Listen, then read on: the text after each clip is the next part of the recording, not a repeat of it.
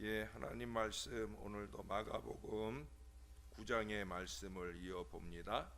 마가복음 9장 오늘은 30절에서 37절까지 말씀입니다.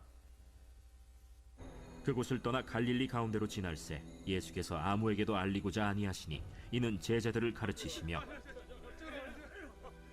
또 인자가 사람들의 손에 넘겨져 죽임을 당하고 죽은 지 3일 만에 살아나리라 말씀하셨기 때문이더라. 그러나 제자들은 이 말씀을 깨닫지 못하고 묻기도 두려워하더라.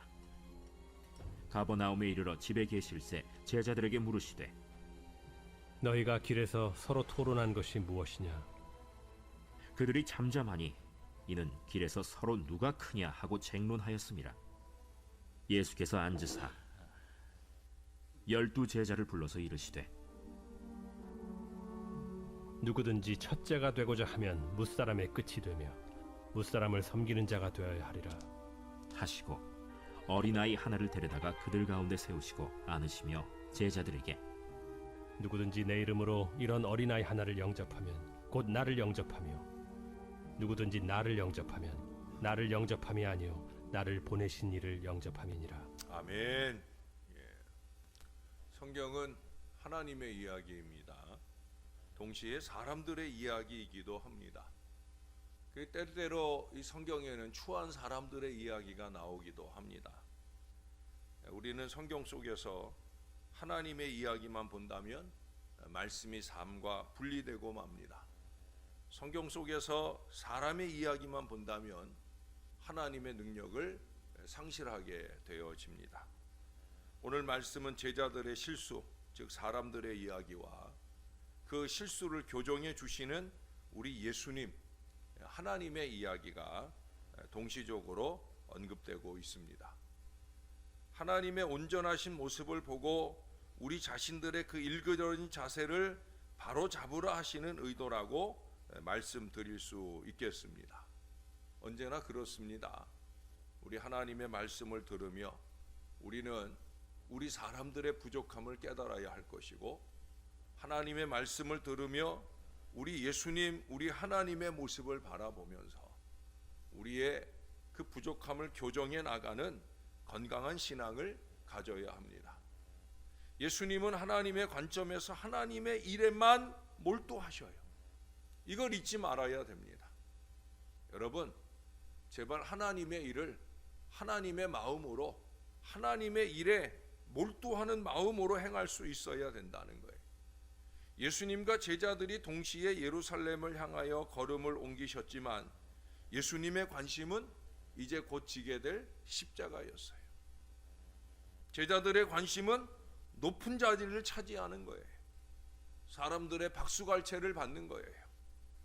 언제나 이게 우리 어리석은 인생들의 한계가 아닌가 생각이 듭니다. 참 한심하고 답답한 모습이지요. 가버나움으로 내려가는 길에 제자들 사이에 논쟁이 일어났어요. 그것은 누가 크냐 하는 문제였는데 2000년이 지난 지금도 여전히 우리들 가운데 누가 크냐 하는 이 논쟁이 계속되고 있으니 그러고 보면 이 도토리 키재기는 우리 인간들의 고유 기질인 듯 합니다. 그건 인간들의 기질이고요. 예수 믿는 사람들의 기질이어서는 안 되는 거예요.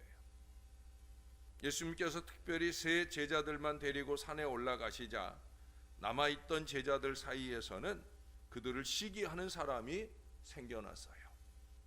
같은 동네에서 서로 고기잡이나 농사를 지었던 터에 자신들이 그 세 명의 뽑힌 제자들보다 못난 것이 없다 하는 생각은 그들을 시기하는 마음으로 발전시켰습니다. 그래서 그들은 누가 더 큰가 하는 논쟁을 벌였어요.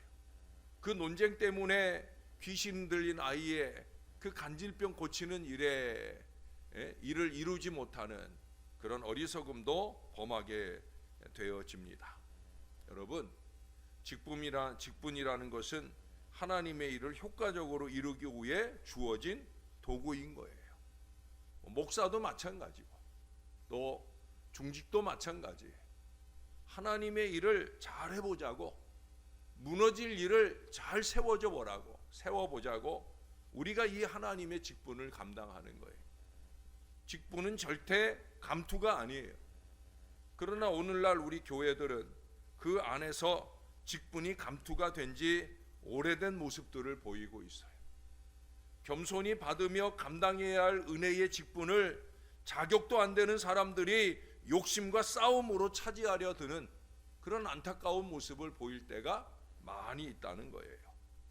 오늘 예수님은 12 제자를 불러 앉히고 서로 누가 크냐 하는 이 문제에 대한 재판을 시작하셨습니다. 제자들은 예수님이 이 문제를 언급하시자 옳지, 이제는 예수님이 내 편을 들어줄 거야 하는 아마 그런 기대하는 마음으로 귀를 기울였을 거예요. 어쩌면 그동안 억울했던 마음도 쏟아놓고픈 아마 그런 어리석은 제자들도 있었을 거예요. 그러나 이 제자들은 깜짝 놀라고 말았어요. 왜? 예수님은 전혀 뜻밖의 하나님 말씀을 하셨기 때문입니다.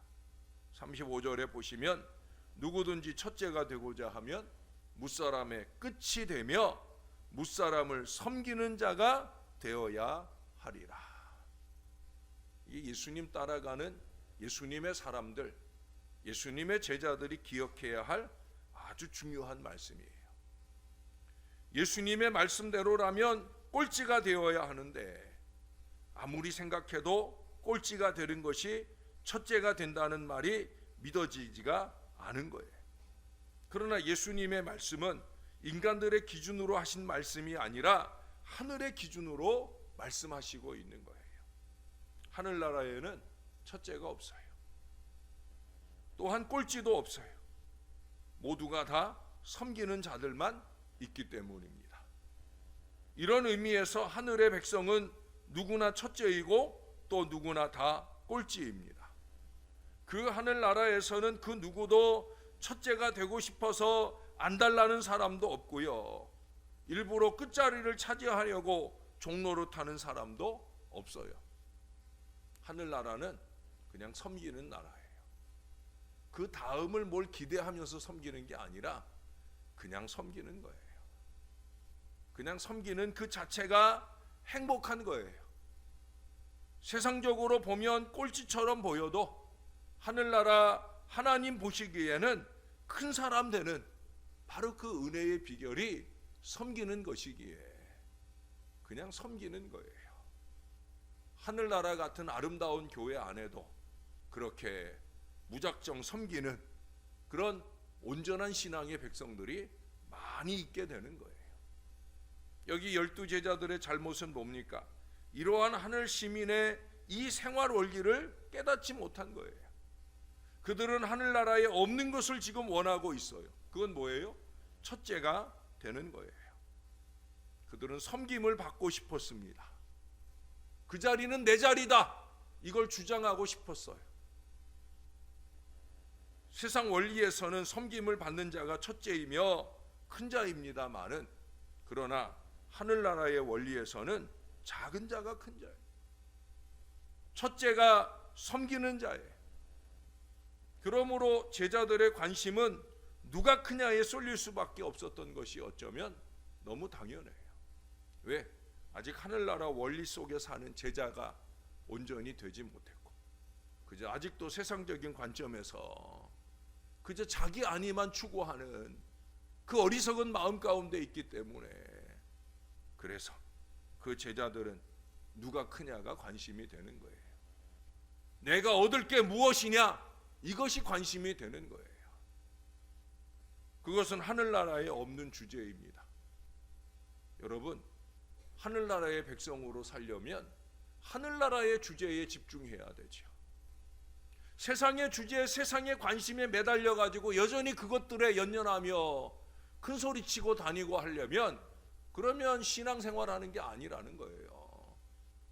우리는 하늘나라 원리를 따라 살려고 영부림치는 사람들인데 왜 이 하나님의 말씀을 날마다 새벽마다 들어요? 하나님의 나라 원리가 뭔지를 알고 이 원리를 따라 살기 위해서 우리가 새벽을 깨우고 졸린 눈을 비벼가며 이 하나님의 말씀을 듣는 거 아니에요? 하늘나라 원리로 살아야 되지요. 세상의 원리로서 첫째가 끝번을 놓고 다투는 이 어리석은 제자들처럼 살면은 절대로 안 되는 거예요. 어리석고 부끄러운 짓을 하는 거예요. 여러분, 예수님은 제자들 앞에 어린아이 하나를 데려다가 그들 가운데 세웠어요. 예수님을 따라서 예수님을 바라보고 예수님을 본받아야 되는데 그러지 못하니까, 이 어린아이만도 못하니까 이 어린아이 하나를 본으로 세웠어요. 여러분 생각해 보세요. 어른들 앞에 혼자 서 있는 이 어린아이의 존재가 무엇입니까? 이 아이에게 무슨 권위가 있고 무슨 잘난 것이 있었겠습니까? 어른들이 둘러선 곳에 가만히 서 있는 한 작은 아이에게 무슨 시기나 경쟁심이 있었겠습니까? 그 아이가 어찌 출세를 원해서 열심을 냈고 대접받기 위해 첫째의 자리를 노리며 자기의 인기나 명예를 위해 동분서주했겠습니까? 여러분, 지난주에 가족 찬양할 때 그 앞에 나와 찬양하는 아이들, 또 아직도 함께 찬양하지 못하고 그저 악보도 제대로 볼 줄 모르고 몸짓 하나 따라하지 못하고 오히려 열심히 몸짓하며 찬양하는 엄마 아빠를 끌어안고 방해하는 그런 아이들이 그 다음에 이어질 사람들의 박수를 기대하고 그 자리에 서서 하늘아버지의 기쁨을 이루었겠습니까? 절대 아니죠. 그런 것들은 모두 어른들이나 하는 짓이죠. 그래서 주님은 어른들을 가르치기 위해 이 어린아이를 실물 교재로 사용하고 있는 거예요. 이 아이를 봐라. 아이들이 어른들에게서 배우는 게 아니라 어른들이 오히려 아이들로부터 좀 배워야 합니다. 저는 그래서 여러분들에게 이 가정의 달이면 윌리엄 워즈워드의 그 유명한 말을 자주 언급하잖아요. 어린이는 어른들의 어버이. 잊지 말아야 합니다. 애들을 업신여기지 마세요. 저는 애들에게 많이 배워요. 지금 제 엄지손가락에 스티커 하나가 붙어 있어요. 이거 지난 주일에 우리 처 조카들이 왔는데 이 아이들이 자기 스티커 중에 하나를 저의 손에 붙여 주었어요. 둘째 아이는 7살인데요. 그 7살 난 아이가 2달여 전에 제 생일날 생일 선물 주겠다고 열심히 자기가 7살 아이인데 아직 글을 잘 못 쓰고 하는데 억지로 글을 써서 예쁜 봉투를 만들어 가지고 그거 2달 넘어서 생일 지난 지 벌써 2달이 넘었는데 그걸 가지고 왔어요. 고모부, 그때도 전화 통화할 때 생일 축하 노래도 불러주고 선물 자기가 준비했는데, 자 고모부 기다려, 내가 이거 갖다 줄게. 근데 그 사이에 올 기회가 없고 뭐 이렇게 하다 보니까 지난 주일에서야 왔어요. 그래야 그걸 주는데 그 안에 자기가 생일 선물이라고 넣어놓은 게 10,000원짜리 한 장하고 100원짜리 7개예요. 자기 나름으로는 제 생일 선물을 준비한다고 준비한 게 그렇게 준비해가지고 그걸로 봉투를 아주 이쁘게 해가지고 만들어서 얼마나 웃기던지. 그래 이뻐가지고 제가 뭘 사줄까 싶어서 저 다이소를 데려갔더니 거기서 고른 스티커 중에 하나를 제 엄지손가락에 붙였어요. 제가 이거 저절로 떨어질 때까지 안 뛸라고, 어제 우리 아내는 자꾸 뛰라고 그러는 걸 내가 자랑까지 합니다. 지금 아이가 해준 거기 때문에. 그래서 내 손으로 떼고 싶은 마음이 없어요. 그 아이의 마음을 조금이라도 더 느끼고 싶은 거예요. 아이들은 맑습니다. 아이들은 밝습니다. 자꾸 우리 어른들이 거기다가 칠을 해놔가지고 그렇지, 아이들을 아이들 자체로 내버려 두면 그 아이들은 맑아요. 그 아이들은 밝아요. 여러분 제발 우리가 이 아이들을 좀 보고 배워야 합니다. 어린 아이들은 어른들 앞에서 자기를 내세우지 않아요. 그들은 그저 어른들에게 의존할 뿐이에요. 하나님의 백성들은 결코 하늘 아버지에게 자기를 내세워서는 안 되는 거예요. 그들은 모두 하나님을 의지할 뿐이죠. 여러분 우리가 하나님께 우리를 내세울 게 뭐 있습니까? 우리의 날마다 새벽 아침을 깨우는 이 기도 생활을 내세우고 계십니까? 내가 이만큼 기도했는데 이따위 소리 해가며 하나님을 협박하십니까? 여러분, 우리는 하나님께 내세울 게 없어요. 우리가 아무리 많은 것을 하나님 앞에 드린다 해도 우리는 요만큼도 하나님 앞에 내세울 게 없어요. 왜?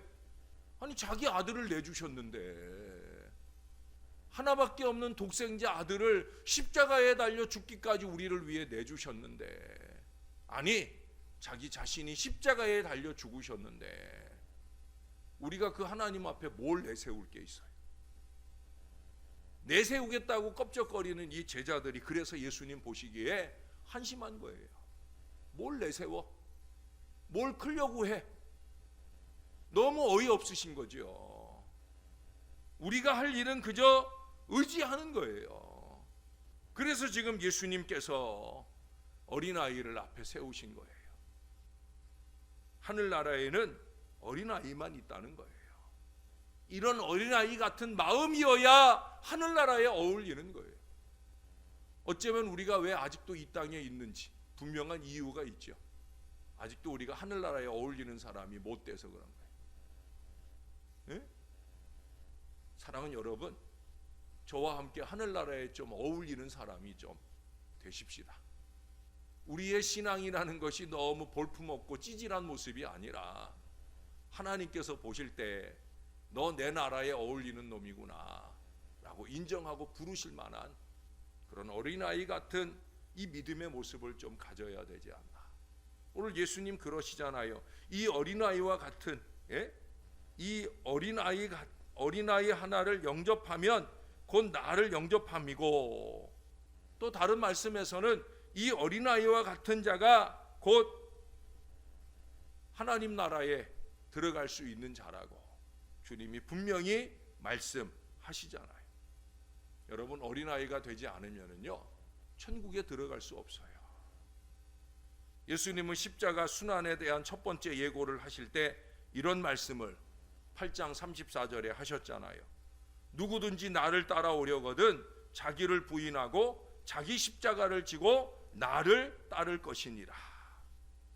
그런데 오늘 12 제자들은 십자가 순환의 길을 걸어가시는 이 예수님을 따르는 노중에서 뭐 했다고요? 누가 크냐 하고 쟁론했다는 거예요. 하지만 십자가는 고개를 숙여야만 지고 갈 수 있어요.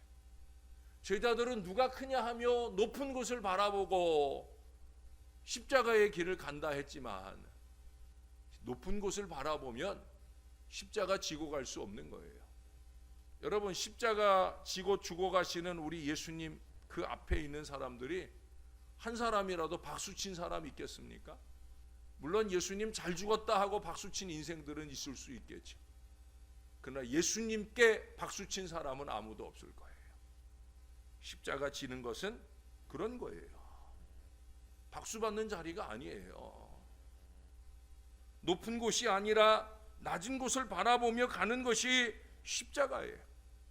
여러분, 십자가 지고 걸어 보셨어요? 십자가 지고 가자고 하면 자연히 고개가 숙여지는 거예요. 십자가를 지고 달려갈 수도 없는 거예요. 한 걸음 한 걸음 느리게 발걸음을 떼는 거예요. 십자가 길에서는 절대 키재기도 없고요, 배타주의도 없습니다. 십자가는 누구의 독점물이 될 수도 없습니다. 그저 각자 자기의 십자가를 지고 가기에도 너무나 무거운 것이 이 십자가인데 어찌 남의 십자가를 넘본단 말입니까? 어찌 남의 십자가가 더 크냐 작으냐 이걸 따지겠습니까? 그저 내게 주어진 십자가, 이 십자가 잘 지고 주님 따라가는 거예요. 오직 예수님이 지고 가신 겸비와 섬김과 희생과 자기 부인의 그 십자가만이 각자의 어깨 위에 놓여져 있어야 되는 거예요. 힘들고 어려워도 언제나 저와 여러분이 바로 그런 주님의 십자가, 겸손한 십자가 지고 주님을 잘 본받고 따라가는 주님의 참 제자들이 다 되시기를 우리의 구주 되시는 예수님의 이름으로 간절히 축원합니다. 기도하겠습니다.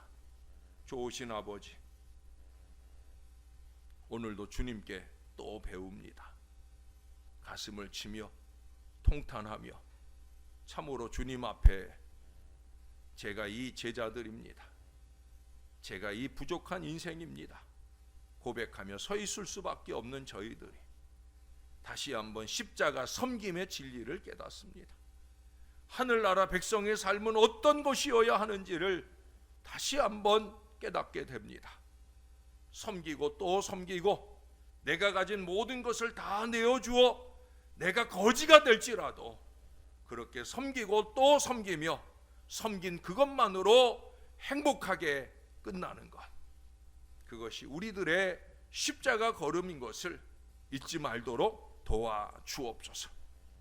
천국에서는 어린아이와 같은 자가 가장 큰 자인 것, 하나님 좀 어린아이를 좀 닮아가고 싶습니다. 좀 맑게 살게 하옵소서. 좀 밝게 살게 하여 주옵소서. 어린아이처럼 우리의 영혼의 키도 좀 작아지도록 도와주시옵소서. 자꾸 도토리 키재기 하려고 하고 별것도 아닌 일에 박수 받으려고 하고 우리 어리석은 이 마음들을 좀 제하여 주시고 이름 없이 빛도 없이 그저 하나님의 영광만 드러나도록 열심 있게 섬기는 이 십자가 신앙 원리 안에 사는 하늘 백성들이 될 수 있도록 우리를 붙들어 주옵소서. 지난밤에는 우리 성순덕 집사님 남편 폐로 전이된 이 암에 대하여 항암 치료를 다시 또 시작을 했습니다.